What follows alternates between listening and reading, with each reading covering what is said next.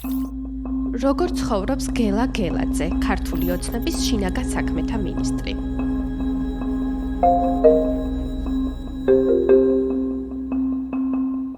მას და მის ცოლს აქვთ 2 კერძო სახლი, 6 ბინა და 1 სასტუმროს ნომერი. ყველა მათგანს პრესტიჟული მდებარეობა აქვს.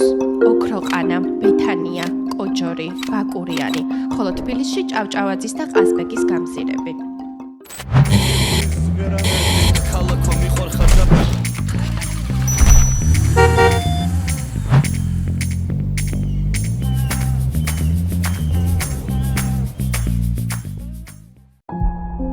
მაშინ, როცა ქვეყნის მოსახლეობის 13% სოციალური შემწეობის იმედად ცხოვრობს, დანარჩენი კი სიღარიბის ზღვართან ახლოს, გიჩვენებთ, როგორ ცხოვრობენ გავლენიანი ადამიანები, მაღალჩინოსნები და მათი ერთგული მსახურები.